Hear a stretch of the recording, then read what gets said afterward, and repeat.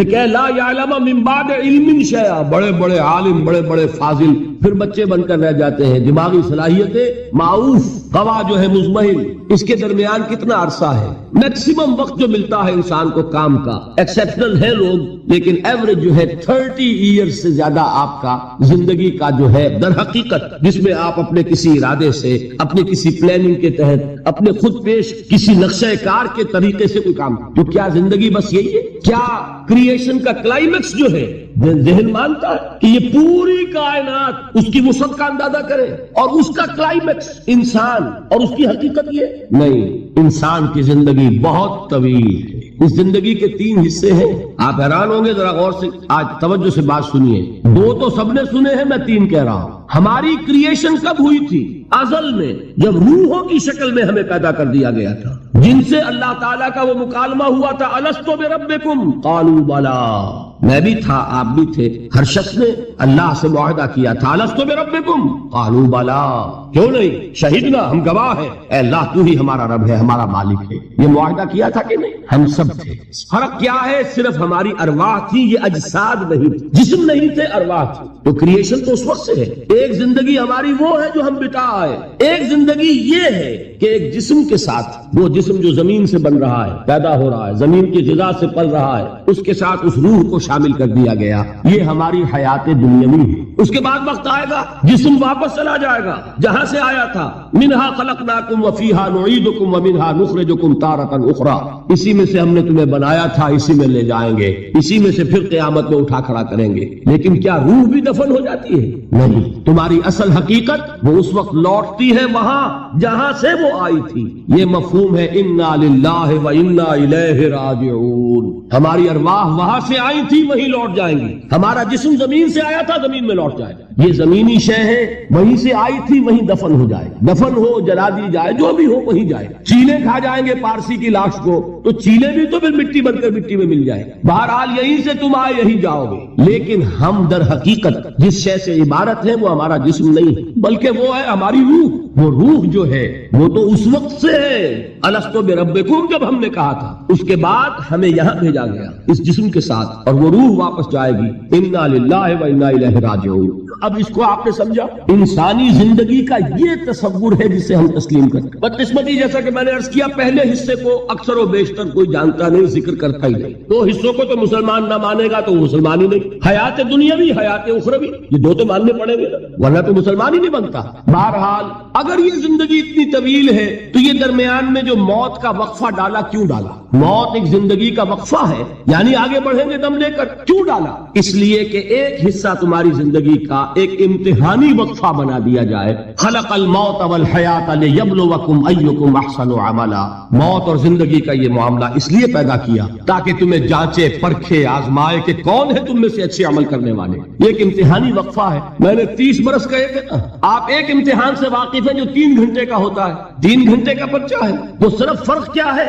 وہ quantitative difference ہے، qualitative difference نہیں ہے. 3 گھنٹے کا پرچہ اور 30 برس کا پرچہ ہے جو میں اور آپ لکھ رہے ہیں، اپنے اعمال سے، اپنے افعال سے، اپنے اقوال سے، اپنی ساری سعی و جہد سے. 30 برس کا ایک پرچہ ہے جو ہم دے رہے ہیں. یہ جو خلق الموت والحیات لیبلوکم ایکم احسن عملا اور حیات انسانی کا یہ طول، علامہ اقبال کے 2 اشعار ہیں نہایت قیمتی ہیں. آب زر کسی شے کا نام نہیں اقبال کے ان اشعار کے لیے، وہ اس سے کہیں قیمتی شے ہو اس سے وہ لکھے جانے کے قابل ہے. کیا فرماتے ہیں؟ تو اسے پیمانہ امروز و فردا سے نہ ناپ، جاویداں پہ ہم دواں ہر دم جواں ہے زندگی. یہ کیا تم نے حساب جوڑا ہوا ہے کہ 365 دنوں کا 1 سال، اور 1 سال کے پھر 30 سال اور 40 سال اور 100 سال، یہ ہے تمہاری زندگی. تو اسے پیمانہ امروز و فردا سے نہ ناپ، جاویداں پہ ہم دواں ہر دم جواں ہے زندگی. اس کے ساتھ یہ دوسرا شعر سنانے سے پہلے جو پہلا شعر ہے، اب اس کا میں مفہوم بیان نہیں کروں گا، جو سمجھتے ہیں انہی کو یاد دلا رہا ہوں. برتر از اندیشہ سود و زیاں ہے زندگی، ہے کبھی جاں اور کبھی تسلیم جاں ہے زندگی. تو اسے پیمانہ امروز و فردا سے نہ ناپ، جاویداں پہ ہم دواں ہر دم جواں ہے زندگی. آخری شعر سنیے. الزم ہستی سے تو ابھرا ہے مانند حباب، اس زیاں خانے میں تیرا امتحان ہے زندگی. خلق الموت والحیات لیبلوکم ایکم احسن عملا. امتحان کا ایک نتیجہ نکلا کرتا ہے نا. آپ کھڑے ہوا کرتے تھے کبھی 31 مارچ یا 1 اپریل کو رزلٹ ڈکلیئر ہوتا تھا. وہ ایک دن آنے والا ہے، اسی کا نام ہے دی ڈے آف ججمنٹ. وہ ہے یوم القیامہ. ڈکلیئر کیا جائے گا کون فیل ہوا کون کامیاب. ذالک یوم التغابن، وہ ہے ہار اور جیت کے فیصلے کا دن. اس روز معلوم ہوگا کون اس امتحان زندگی میں کامیاب ہوا کون ناکام ہوا. کامیابی کیا ہے؟ وَإِنَّهَا لَجَنَّةٌ أَبَدًا، ہمیشہ ہمیش کے لیے جنت. اور ناکامی کیا ہے؟ أَوْ لَنَارٌ أَبَدًا، یا جہنم ہے ہمیشہ ہمیش کے لیے. ان تمام چیزوں کو جمع کیجئے. یہ کیا ہے؟ ایمان بالآخرہ، ایمان بالمعاد. یہ دوسرا سوال، یہ دوسرا جواب سمجھیے ان سوالات. تیسرا اور آخری، علم کیا ہے؟ یقیناً حواس سے جو معلومات حاصل ہوتی ہیں وہ بھی درست ہیں. یقیناً عقل کی ایک فیکلٹی بھی اللہ نے دی ہے. انسان اپنے اس ذرائع علم سے حقیقت کے قریب پہنچ جاتا ہے، لیکن یقین کی دولت محض اس عقل کے ذریعے حاصل نہیں ہوئی. اور اس عقل میں یہ صلاحیت تو ہے کہ خدا کو پہچان لے، یہ صلاحیت ہے کہ جان لے کہ کوئی ایک ہے جو اس کا کریٹر ہے کائنات کا. یہ صلاحیت بھی ہے کہ جان لے کہ زندگی ختم نہیں ہوگی یوں ہی، حساب کتاب ہونا چاہیے، جزا سزا ملنی چاہیے، ورنہ خیر اور شر کا تصور غلط ہو جائے گا. There will be no basis for morality. یہ کانٹ جن کا بھی انہوں نے نام سنا ہے ان کے لیے عرض کر رہا ہوں کہ کانٹ نے ایک کتاب لکھی تھی The Critique of Pure Reason، اور اس نے ثابت کر دیا کہ کسی منطقی دلیل سے خدا کا وجود ثابت نہیں ہو سکتا. ایک تہلکہ مچ گیا پورے یورپ میں. اس وقت تک ابھی یہ جو الحاد ہے یہ اتنا نہیں تھا، عیسائیت تھی. خدا کا انکار کے معنی کیا ہے؟ بغاوت عیسائیت سے. اب یہ بھی ہو سکتا ہے کہ اس نے بغاوت سے خوف زدہ ہو کر کتاب لکھی ہو، یہ اللہ جانے. سقراط کا سکہ سا جو ارادہ ہے، قوت ارادی، وہ ہر ایک کو تو نہیں ملتا. سقراط نے تو اپنے علم کے اور اس کے بیان کرنے کے مقابلے میں زہر کے پیالے کو پسند کر لیا. لیکن ہو سکتا ہے کانٹ گھبرا گیا ہو، اور یہ بھی ممکن ہے کہ یہ اس کی سوچ ہی کا ایک مرحلہ ہو. جیسے علامہ اقبال نے پہلے شکوہ لکھا اور شور مچ گیا، اللہ کی جناب میں یہ گستاخی. لیکن جواب شکوہ لکھا تو پتا چلا کہ اصل میں وہ کچھ باتیں کہنے کے لیے ایک انداز اور اسلوب تھا، کچھ سمجھانا چاہتے تھے مسلمانوں کو. انہوں نے مسدس سے حالی کے انداز میں نہیں لکھا، جواب سوال اللہ کے ساتھ کر کے ان حقائق کو ایک اور لطیف پیرائے میں بیان کر دیا. کسی طریقے سے ہو سکتا ہے کانٹ کی دوسری کتاب کا معاملہ ہو دی کرٹیک آف پریکٹیکل ریزن، اور اس میں وہ ثابت کرتا ہے انسانی اخلاقیات کے لیے کوئی بنیاد نہیں ہے جب تک کہ اللہ کو نہ مانا جائے. نیکی کو انسان پہچانتا ہے، لیکن کیوں نیک بنے، اس کیوں کا کوئی جواب ہمارے پاس نہیں. سچ بولنا اچھا ہے، کیوں سچ بولے جبکہ سچ بولنے میں نقصان ہو رہا ہے. جھوٹ بولنا برا ہے، کیوں جھوٹ نہ بولے جبکہ جھوٹ بولنے سے نفع حاصل ہو رہا ہے. ایک بڑا عجیب شعر ہے، مجھے ایک بزرگ نے ایک دفعہ سنایا تھا، لیکن بڑا حقیقت پسندانہ شعر ہے. اے صداقت بر تو لعنت از تو رنجے یافتم، اور اے صداقت کے مقابلے میں کوئی اور لفظ تھا، اے خیانت بر تو رحمت از تو گنجے یافتم. اے خیانت تیرے اوپر خدا کی رحمتیں ہو، تیری وجہ سے مجھے خزانہ ملا. اور اے صداقت تجھ پر لعنت ہو، تیری وجہ سے دوست بھی ناراض ہو گئے. سچ بولیے، دوست راضی رہے گا. کوئی شخص سچ سن کر راضی نہیں رہتا، لوگوں کو راضی، دوستوں کو راضی رکھنے کے لیے جھوٹ بولنا پڑتا. تو اے صداقت یا اے دیانت کہہ لیجئے، اے دیانت بر تو لعنت از تو رنجے یافتم، رنج ملا مجھے اور تو کچھ نہیں ملا، لوگ ناراض ہو گئے، غصہ ہو گئے. اور اے خیانت بر تو رحمت از تو گنجے یافتم، گنج ملا، خزانہ ملا. تو دنیا کی کیفیت تو یہ، پھر کیوں کوئی شخص سچ بولے، کیوں کوئی شخص جھوٹ نہ بولے، کیوں دیانت برتے، کیوں خیانت نہ کرے. اس کے لیے لاکھ آپ کوششیں کر لیں، پولیس کھڑی کر دیں، چوکیاں بنا دیں، جس کا داؤ چل جائے گا وہ خیانت کر ہی کرے گا. اس کو روکنے والی ایک شے ہے اللہ پر ایمان. یہ میں بات کس کی بیان کر رہا ہوں؟ کانٹ کی. بغیر خدا کو مانے ہوئے اخلاق کے لیے کوئی بنیاد. تو یہ ہے وہ چیز جو میں آپ کو بتا رہا ہوں کہ علم انسان کا، اس کے حواس سے جو حاصل ہوتا ہے علم، سائنٹیفک علم وہی ہے.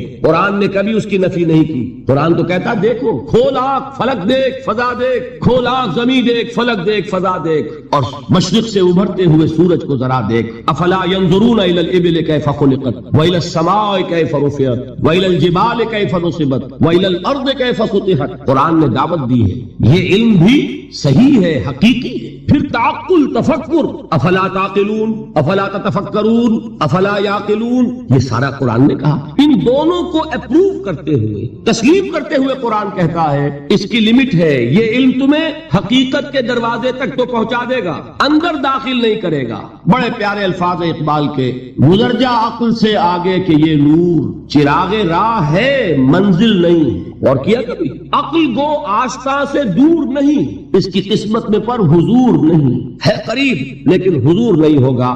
انسان کو حقیقت کے حضور میں حاضری اور علم الیقین کا حصول صرف وحی کے ذریعے سے ممکن ہے۔ اللہ نے اپنی رحمت کا اظہار فرمایا ہے، انسان کو محض عقل کے حوالے نہیں کیا، انسان کو محض حواس ظاہری کے حوالے نہیں کیا، بلکہ اس کی ان تمام صلاحیتوں کے مزید جلا کے لیے چنے ہوئے بندے سیرت و کردار کی معراج پر فائز، جن کی صداقت اور دیانت کا لوہا ان کے دشمنوں نے تسلیم کیا، ان کو چن کر ان پر وحی نازل کی، ہدایت بھیجی، راستہ دکھایا، انہیں مامور کیا کہ چاہے گالیاں دی جائیں، چاہے پتھراؤ کیا جائے، چاہے تمہارے جسم کو لہو لہان کیا جائے، تمہیں خلق خدا کو یہ حقیقت کا پیغام پہنچانا ہے، جو پیغام پہنچانا ہے اس پر عمل کر کے دکھانا ہے۔ اگر ایک نظام دیا گیا ہے تو نظام کو قائم کر کے چلا کے دکھانا ہے۔ یہ جلیل القدر ہستیاں انسان تھے، نسل آدم میں سے تھے، اس میں کوئی شک نہیں، لیکن یہ جلیل القدر ہستیاں، انہیں ہم کہتے ہیں یہ انبیاء ہیں، جن کو اللہ نے چنا، جن کو پسند فرمایا۔ اللہ یصطفی من الملائکۃ رسلا ومن الناس،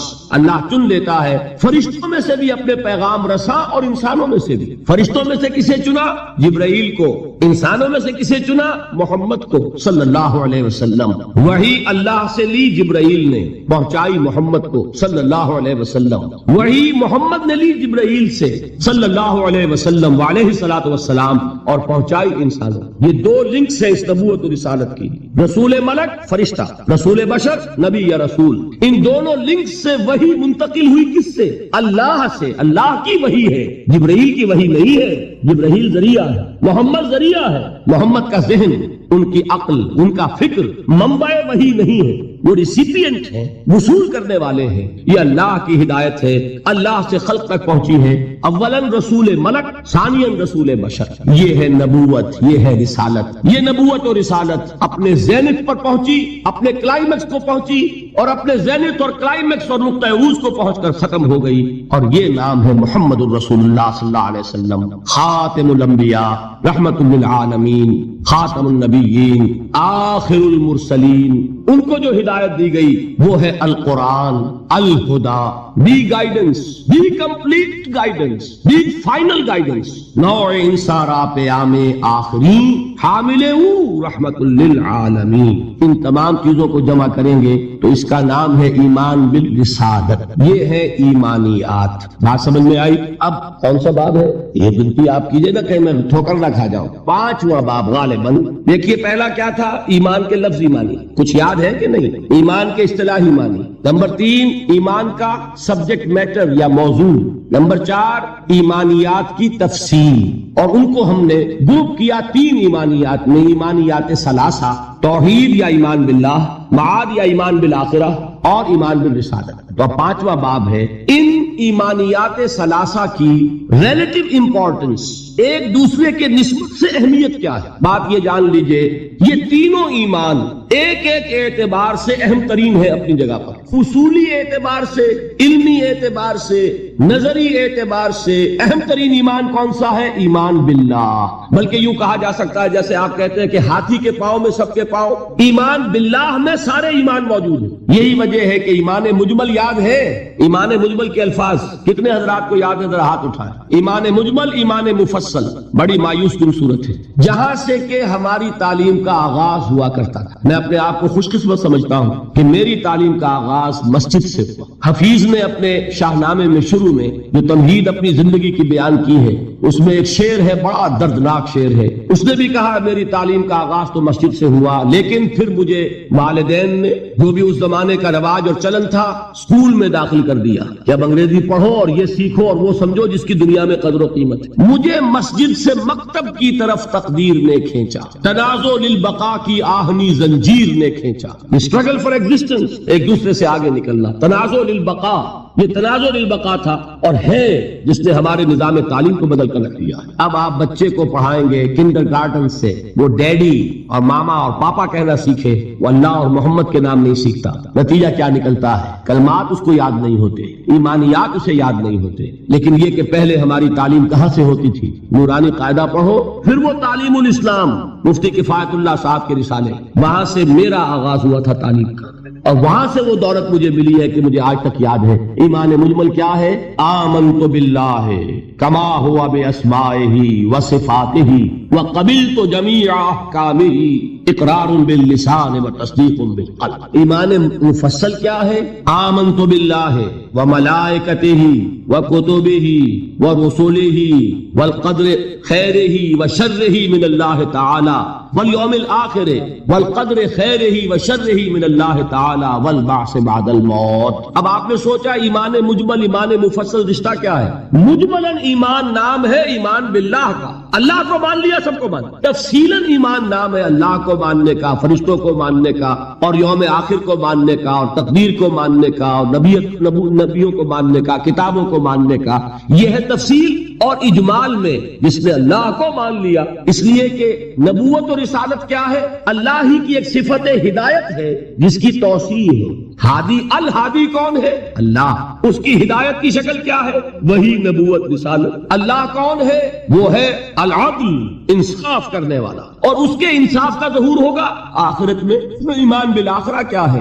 اللہ کے صفت عدل کا ظہور ہے، نیکوکار کو اس کی نیکی کا جزا ملے، بدکار کو اس کی بدی کی سزا ملے۔ گندم از گندم میں رویت، جو سے جو، جس نے گندم بوئی گندم کاٹے، جس نے جو بویا جو کاٹے، جس نے کانٹے بوئے کانٹے کاٹے۔ یہ عدل ہے، اللہ کی صفت عدل کا ظہور ہے آخرہ۔ تو دونوں یہ ایمانیات در حقیقت اللہ کی صفات کی ایکسٹینشن ہے، اس کی توسیع ہے، اس کی کرالریز ہے۔ تو ایمان اصلاً کیا ہے؟ ایمان باللہ۔ یہی وجہ ہے قرآن مجید میں جگہ آیا ہے ان الذین قالوا ربنا اللہ ثم استقاموا تتنزل علیہم الملائکۃ الا تخافوا ولا تحزنوا وابشروا بالجنۃ التي کنتم توعدون۔ کسی اور ایمان کا ذکر نہیں ہے۔ جنہوں نے کہا ہمارا رب اللہ ہے، پھر اس پر جم گئے، ان پر فرشتوں کا نزول ہوتا ہے۔ کس پیغام کے ساتھ؟ نہ گھبراؤ، نہ رنج کرو، نہ غم، بلکہ خوشیاں مناؤ اس جنت کی جن کا تم سے وعدہ کیا گیا ہے۔ معلوم ہوا کہ اصل ایمان باللہ ہے۔ اسی میں ایک حدیث بھی آتی ہے، حضور سے ایک شخص نے کہا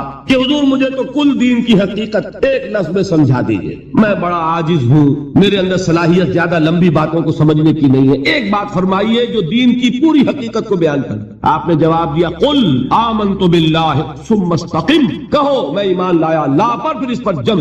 تو ایمان باللہ اور اس پر استقامت، اس میں سب کچھ آ گیا۔ بلکہ میں یہ کہا کرتا ہوں اس لفظ استقامت میں قیامت مضمر ہے۔ گلا کچھ خراب ہونے لگا، اس لیے میں احتیاط سے کام دے رہا ہوں، یہ ذرا گرم ہوا لیجیے چائے۔ اب آئیے حقیقت کے اعتبار سے میں نے عرض کیا، نظری اعتبار سے، علمی اعتبار سے، اصولی اعتبار سے اہم ترین ایمان کون سا ہے؟ ایمان باللہ۔ اب لیجئے قانونی اعتبار سے، شرعی اعتبار سے، فقہی اعتبار سے اصل ایمان ہے ایمان بالرسالت۔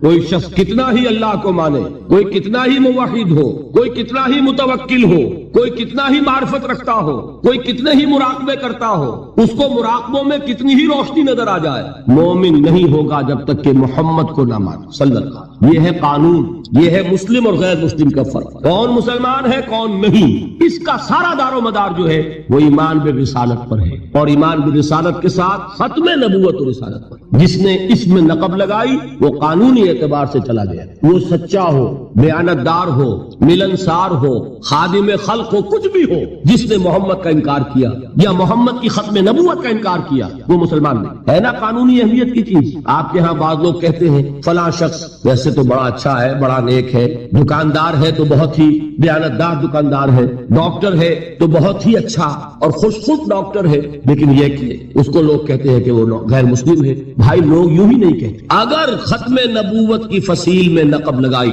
یہی چیز فیصلہ کن ہے کسی شخص کے مسلمان ہونے یا نہ ہونے۔ رسالت کا اقرار اور اس کے ساتھ اس کی ختم نبوت کا اقرار، یہ دو چیزیں ہوں گی تو ایک شخص مسلمان کہلائے گا، مومن کہلائے گا۔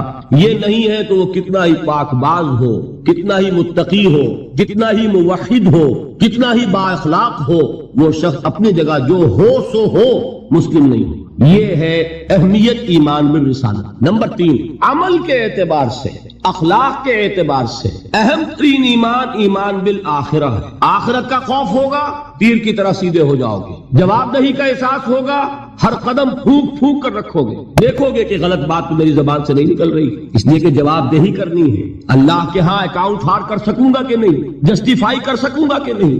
مجھے یہ کہنے کا حق تھا کہ نہیں؟ میرے لیے یہ لقمہ حلال ہے کہ نہیں؟ میرے لیے یہ بات جائز ہے کہ نہیں؟ اس کے لیے خوف کیا ہے؟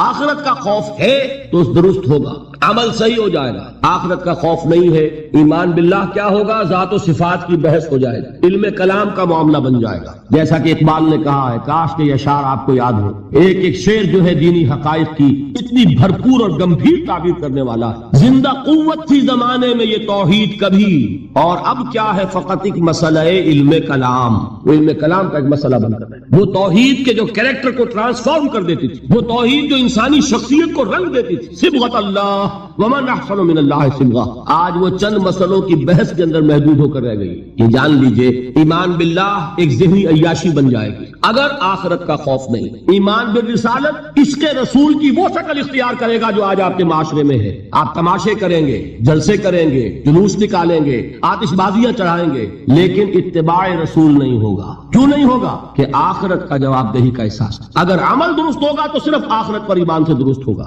یہ ہے اہم ترین ایمان۔ یہی وجہ ہے ہم نے اس آخرت کے ایمان کا حلیہ بگاڑ دیا۔ وہ بہت اپنی جگہ پر ایک مستقل موضوع ہے۔ آخرت کے ایمان کی نفی کن کن چیزوں سے ہوتی ہے؟ ایک یہ تصور جو یہودیوں کا تھا، نحن ابناء اللہ وحباؤہ، ہم تو اللہ کے بڑے چہیتے ہیں، لاڈلے ہیں، ابراہیم کی اولاد ہیں، اور ہمیں تو آگ چھوئے گی نہیں، چھوئے گی تو چند دن کے لیے، لن تمسنا النار الا ایاما معدودہ۔ معلوم ہوا کہ آخرت کو مان بھی رہے ہیں، آخرت کا خوف نہیں رہا۔ جب ہم چہیتے ہیں، لاڈلے ہیں، سیاں بائے کوتوال، کاہے کا ڈر؟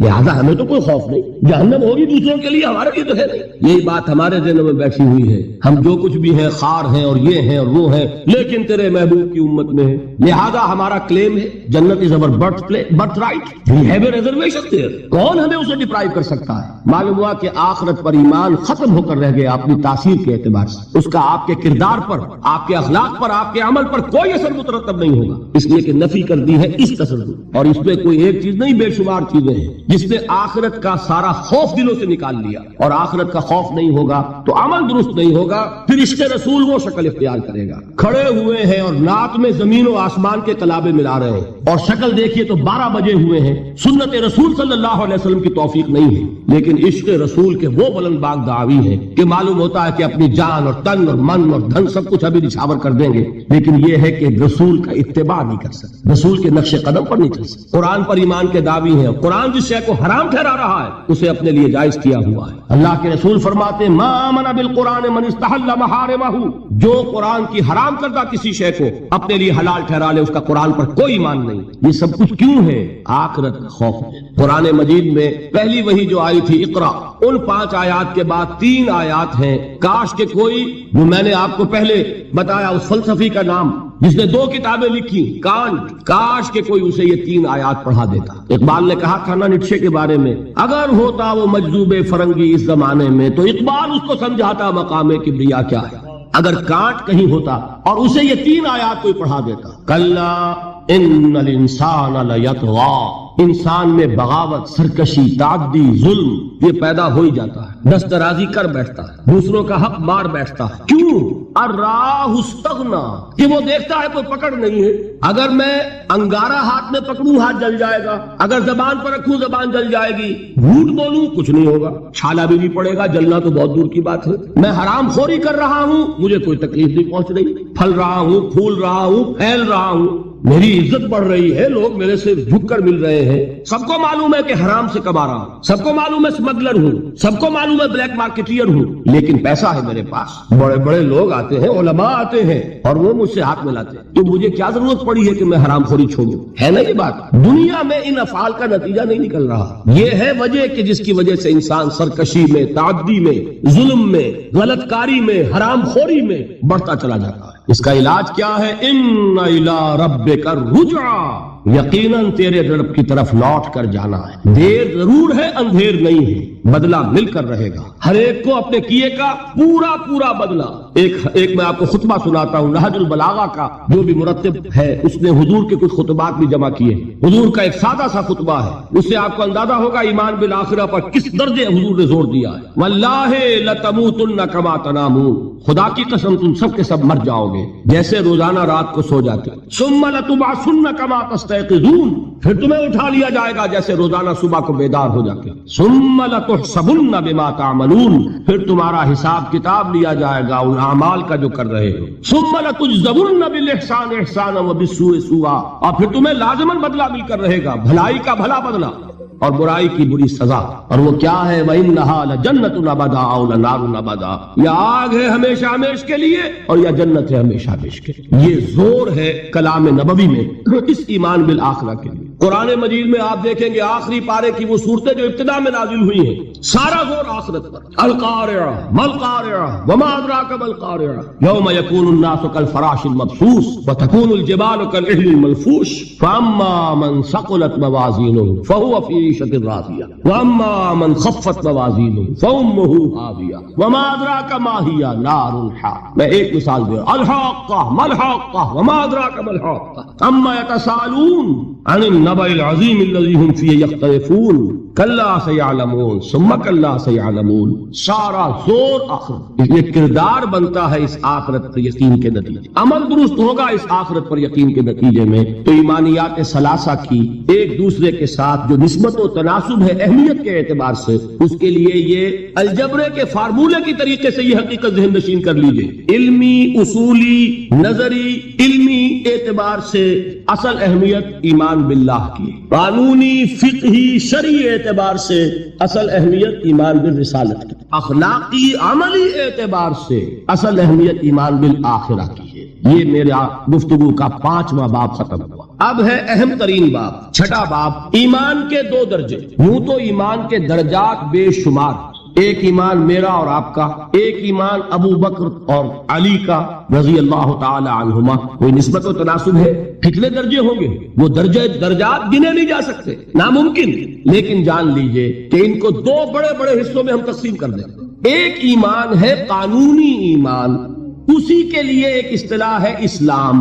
ایک ایمان ہے حقیقی ایمان جس کے لیے ایک دوسرا لفظ ہے یقین. ان 2 چیزوں کو علیحدہ علیحدہ سمجھیں. دیکھیے تصدیق میں نے کہا تھا ایمان کے معنی تصدیق ایک ہے زبان سے. ہاں آپ صحیح کہہ رہے ہیں، آپ اللہ کے رسول ہیں، میں نے مان لیا جو خبر آپ دے رہے ہیں. میں نے قیامت کو مانا، بعث بعد الموت کو مانا، اللہ کو مانا، اس کے اسماء کو مانا، اس کی صفات کو مانا. میں گواہی دیتا ہوں اشہد ان لا الہ الا اللہ واشہد ان محمد رسول اللہ. یہ کیا ہے؟ اقرار باللسان. اس کا نتیجہ کیا نکلا؟ کوئی ہندو ہو، سکھ ہو، پارسی ہو، عیسائی ہو، بدھ مت کا ماننے والا ہو، پھر یہ چوڑا ہو، چمار ہو، کسے باشد، آج یہ جملہ زبان سے نکالے وہ دفعتاً کیا ہو گیا؟ مسلمان. کوئی یہاں لمبا چوڑا سفر نہیں ہے. مسلمان ہونے کے لیے کوئی لمبے چوڑے ریچولز نہیں ہے، کوئی لمبی چوڑی رسومات کا سلسلہ نہیں ہے. جو شخص یہ کہہ دے اور اقرار باللسان ہم اسے مسلمان مانتے، الا یہ نوٹ کر لیجئے، مغالطہ ہو جاتا ہے بعض لوگوں کو، الا یہ کہ بعد میں یہ معلوم ہو کہ وہ کوئی ایسی بات بھی مانتا ہے جو اسلام کی یا حضور کی دی ہوئی بنیادی تعلیمات کے خلاف ہے. جب یہ معلوم ہوگا تو ہم کہیں گے نہیں بھائی تم مسلمان نہیں ہوئے. اس کا نام تکفیر ہے، پھر اس کو کافر قرار دیا جائے گا. مثال دوں آپ کو. ایک شخص کہتا ہے اشہد ان لا الہ الا اللہ واشہد ان محمد رسول اللہ، ہو گیا مسلمان. بعد میں کہتا ہے میں نے آخرت کا اقرار کب کیا تھا؟ میں نے تو اللہ کو مانا، رسول کو مانا، یہ آخرت تو میں نے نہیں مانی. اب کیا کہیں گے آپ؟ اس کو مسلمان مانیں گے کہ نہیں؟ یہ تکفیر ہے. جب تک ہمیں معلوم نہیں کہ وہ آخرت کا منکر ہے، صرف کلمہ شہادت کی بنیاد پر اسے مسلمان مانا جائے گا. لیکن جب معلوم ہوا کہ وہ آخرت کا منکر ہے، اب اس کی تکفیر ہو جائے گی کہ نہیں تو مسلمان نہیں ہو، کافر. بالکل اسی طرح جب تک ہمیں معلوم نہیں کہ کوئی شخص جو کلمہ شہادت پڑھ رہا ہے وہ ختم نبوت کا منکر ہے، اس وقت تک وہ مسلمان مانا جائے گا. لیکن جب یہ معلوم ہو جائے کہ وہ ختم نبوت کا منکر ہے، اس کی تکفیر کی جائے گی. اس لیے کہ محمد رسول اللہ نے جیسے خبر آخرت کی دی ویسے ہی خبر اپنی نبوت کی اختتام اور تکمیل کے لیے. تو یہ جو ہے اسلام یا ایمان قانونی، اس کا تعلق ہے اقرار باللسان سے. اس کی بنا پر ہم دنیا میں کسی کو مسلمان مانتے ہیں. لیکن ایک ہے تصدیق دل سے. سمجھ رہے ہیں بات؟ یہ دل سے تصدیق ہوگی تو حقیقی ایمان ہوگا. اگر دل سے تصدیق نہیں ہے، زبان سے تصدیق ہے، تو اسلام تو ہو جائے گا، ایمان نہیں ہوگا. بات سمجھ میں آئی؟ تو ایک ایمان کا قانونی درجہ ہے. اچھا دل کی تصدیق کی بات ایسی ہے ہر شخص سمجھ سکتا ہے، اس کو ہم ویریفائی نہیں کر سکتے. آج تک بھی، آج کیا تاریخ ہے؟ 12 دسمبر 1985 تک بھی کوئی آلہ ہمارے پاس ایسا نہیں جس کے ذریعے سے ہم دل میں اسے اتار کر یہ دیکھ لے کہ ایمان ہے کہ نہیں ہے. نہیں ہے نا. تو ایمان کی جو دنیا کا ایمان ہے اس میں دل کی بات زیر بحث نہیں آئے گی. بات سمجھ رہے؟ مجبوری ہے ہماری. We can't know it, we can't verify it. ہم نے کسی کے دل میں اتر کر نہیں دیکھا. ہو سکتا ہے دیکھیے کوئی ہندو کوئی سکھ پاکستان میں آتا ہے جاسوس کی حیثیت سے, وہ مسلمانوں کی شکل بنائے گا کہ نہیں؟ داڑھی بھی رکھے گا, خوب نماز سیکھ کے آئے گا, خطرہ کرا کے آئے گا تاکہ کوئی آڑا وقت آئے اور ویریفیکیشن ہونے لگے تو میری آئیڈینٹی جو ہے مسلمان کی تسلیم ہو جائے. اور ہو سکتا ہے ہمارے ہاں بارڈر ایریاز میں کوئی امام مسجد بن کے بیٹھا ہوا ہو اور وہ ہندو جاسوس ہو. کیا اس کے دل میں ایمان ہے؟ نہیں. وہ بنا ہوا مسلمان ہے لیکن ہمیں مسلمان ماننا پڑے گا. کیوں؟ unless you can prove it otherwise. آپ کے پاس کیا ثبوت؟ ثبوت مل جائے گا تو آپ اسے پکڑ کر جیل میں ڈال دیں گے جاسوسی کے جرم میں. لیکن یہ کہ جب تک آپ کے پاس کوئی ثبوت نہیں ہے you will have to accept him as a Muslim. اس لیے کہ مسلمان ہونے کے لیے قانونی طور پر ایمان کا تقاضا پورا کرنے کے لیے صرف اقرار باللسان, دل کی تصدیق کو اس میں ہم کہیں زیر بحث لا ہی نہیں سکتے. It's impossible. یہی معاملہ اچھی طریقے سے سمجھ لیجئے. ایک شخص عین حالت جنگ میں, آج کل تو خیر دور سے ہوتی ہے ٹھاٹھا, لیکن یہ کہ وہ زمانہ جب کہ حضور کے زمانے میں جہاد ہوتا تھا, قتال ہوتا تھا, دو بدو جنگ ہے, تلوار ہے. واقعہ پیش آیا ہے بالفعل حضرت اسامہ ابن زید, جو یوں سمجھیے کہ حضور کے پوتے ہوئے. حضرت زید کو حضور نے منہ بولا بیٹا بنایا تھا. وہ تو جب سورہ احزاب نازل ہوئی اور اللہ نے فرمایا کہ اسلام میں کوئی منہ بولا بیٹا نہیں ہے, لوگ انہیں کہا کرتے تھے زید ابن محمد. حضور نے ان کو متبنہ بنایا ہوا ہے. پھر ان کو کہا گیا زید ابن حارثہ, تو ان کے بیٹے ہیں حضرت اسامہ, اور حضور انتہائی محبت کرتے تھے. ان کا یہ واقعہ ہوا. ایک جنگ میں ایک کافر کے ساتھ مقابلہ ہوا. حضرت اسامہ نے جبکہ بالکل وہ زد میں آ گیا, تلوار ان کی اٹھی ہوئی تھی, اس نے فوراً کلمہ پڑھ دیا اشہد ان لا الہ الا اللہ واشہد ان محمد رسول اللہ. اب ان کے لیے ایک پرابلم ہو گیا, تلوار چلے یا نہ چلے. انہوں نے یہی سمجھا کہ یہ صرف جان بچانے کے لیے ہیلا کر رہا ہے, بہانہ کر رہا ہے. تلوار نہیں روکی, گردن اڑا دی. لیکن دل میں ایک دغدغہ بھی رہا کہ یہ بات پتہ نہیں میں نے صحیح کی غلط کی. حضور کی خدمت میں خود پیش کیا معاملے کو. حضور نے فرمایا اسامہ کلمہ شہادت کے ہوتے ہوئے تمہاری تلوار کیسے چلی؟ عرض کیا حضور اس نے صرف جان بچانے کے لیے کلمہ پڑھا. حضور نے اس کی نفی نہیں کی, لیکن یہ فرمایا کہ اسامہ قیامت کے دن کیا جواب دو گے جب کلمہ شہادت تمہارے خلاف استغاثہ لے کر آئے. اس کلمہ شہادت اور قانونی ایمان کی یہ اہمیت. اور مثال سننی چاہتے ہیں؟ قصر خلافت کا محاصرہ کیا ہوا ہے. حضرت عثمان 50 دن تک محاصرہ ہوا, پانی کٹا ہوا ہے, کوئی رسد جانے نہیں دی جا رہی. حضرت عثمان کو معلوم ہے یہ باغی ہیں, معلوم ہے کہ یہ لوگ اسلام کی صرف انہوں نے ڈھال لی ہوئی ہے, یہی ہے جو فتنہ پیدا کر رہے ہیں. لیکن وہ ڈھال قانونی ایمان کی ڈھال ہے, کلمہ شہادت ادا کر رہے ہیں. کوئی جرم ابھی ثابت نہیں ہو سکا. ابھی تو انہوں نے قتل نہیں کیا حضرت عثمان کو, شہید نہیں کیا, تو کسی جرم کے وقوع میں آنے سے پہلے اس کی سزا کیسے دیں؟ حضرت عثمان کا جو فیصلہ تھا, بعض لوگ ناسمجھ لوگ, کم سمجھ لوگ, بلکہ میں سمجھتا ہوں کہ نیتوں میں فتور ہے جو یہ کہتے ہیں کہ حضرت عثمان نے یہ بڑا غلط کیا, بڑی کمزوری دکھائی. معاذ اللہ ثم معاذ اللہ. یہ وہی تو بات ہے. حضرت عثمان تلوار کیسے اٹھائیں جبکہ وہ کلمہ شہادت کی ڈھال رکھتے؟ کیا کہا تھا انہوں نے کہ میں ہرگز اپنی تلوار کو کسی کلمہ گو کے خون سے رنگین کرنے کے لیے تیار نہیں. یہ مجھے شہید کرنا چاہتے ہیں کر دیں, لیکن میں اپنی جان کے تحفظ میں کسی کلمہ گو کا خون نہیں بہاؤں گا. اس لیے کہ یہ کلمے کی ڈھال بہت بڑی ڈھال ہے جس کو کہ حضرت اسامہ, حضور فرما رہے ہیں کہ اسامہ کیا جواب دو گے قیامت کے دن جب یہ کلمہ شہادت تمہارے خلاف استغاثہ لے کر آئے. یہ ہے اس قانون کی اہمیت. قانونی ایمان اس دنیا میں انتہائی اہمیت کا حامل ہے. حضور نے فرمایا کہ ایک مسلمان کی جان اور اس کی آبرو اللہ کی نگاہوں میں اتنی محترم ہے جتنا کعبہ. یہ تو آج ہمارا حال ہو چکا ہے کہ مسلمان کے خون سے خنجر آلودہ کر رہا ہے, مسلمان کی گردنیں کاٹ رہا ہے. ہمارے ہاں بڑی جنگوں کو چھوڑیے, وہ ہو رہی ہے اس وقت. آپ دیکھیں گے کہ ہمارے ہاں, ہمارے ممالک میں, خاص طور پر پاکستان میں, چند ٹکوں کے لیے انسانی جان لی جا رہی ہے. چھوٹے چھوٹے جھگڑے, چند روپے کا جھگڑا ہے اور انسانی جان لے لی گئی, جس کو حضور نے فرمایا کہ اس کا احترام اللہ کی نگاہ میں بالکل اتنا ہے جتنا کعبے کا احترام. یہ ہے اس قانونی اسلام کی اہمیت. لیکن یہ جان لیجئے اس قانونی ایمان کا عمل دخل صرف اس دنیا تک ہے.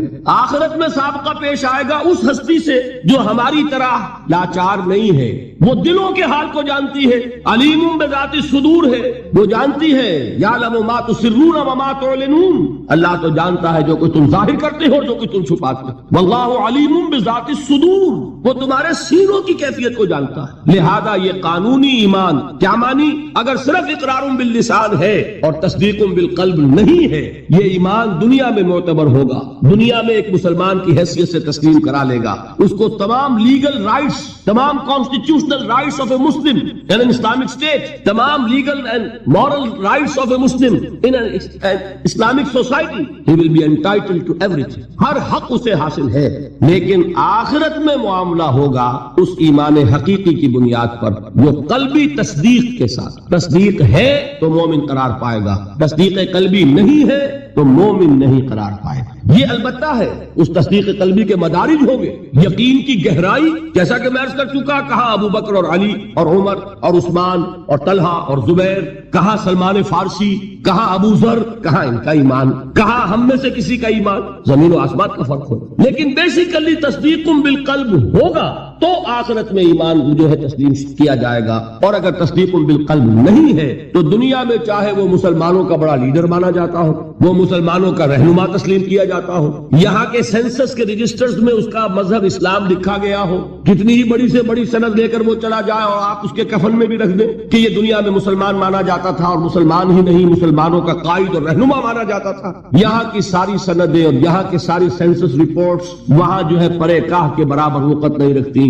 وہاں تو ایمان ہوگا دل کا، تو ایمان ہوگا تسلیم، اور اگر تصدیق قلبی نہیں ہے تو اقرار باللسان کی بنیاد پر کوئی شخص وہاں مومن نہیں بنا۔ یہی وجہ دیکھیے اس ایمان مجمل کے الفاظ کو پھر دہرائیے، کتنے جامع الفاظ ہیں۔ میں خراج تحسین ادا کرتا ہوں اس عالم کو کہ جس نے یہ الفاظ مرتب کیے، اس لیے کہ یہ الفاظ حدیث میں نہیں ہیں، یہ کسی بہت بڑے عالم اور امام، میں تحقیق نہیں کر سکا کس کے ہیں، لیکن یہ کہ کوئی بہت گہرا جو معرفت ہے دین کی، دین کا فہم، جس کو کہ تفقہ فی الدین کہا گیا ہے، ایک ان ڈیپتھ انڈرسٹینڈنگ آف دین، جن کو حاصل تھی وہی یہ لفظ متعین کر سکتا ہے۔ آمنت باللہ کما ہوا باسمائہ وصفاتہ وقبلت جمیع احکامہ، آگے کیا ہے؟ اقرار باللسان و تصدیق بالقلب، میں زبان سے اقرار کر رہا ہوں، دل سے تصدیق کر رہا ہوں، دونوں چیزیں ہیں تو قانونی ایمان بھی مہیا ہو گیا، حقیقی ایمان بھی مہیا ہو گیا۔ اور اگر یہ دونوں چیزیں نہیں ہیں، صرف اقرار باللسان ہے، تو وہ دنیا میں مسلمان سمجھا جائے گا، اگر تصدیق قلبی نہیں ہے آخرت میں وہ مومن شمار نہیں ہوگا۔ اچھا ایک اور شکل بھی ہو سکتی ہے، ہو سکتا ہے تصدیق بالقلب ہو لیکن اقرار نہ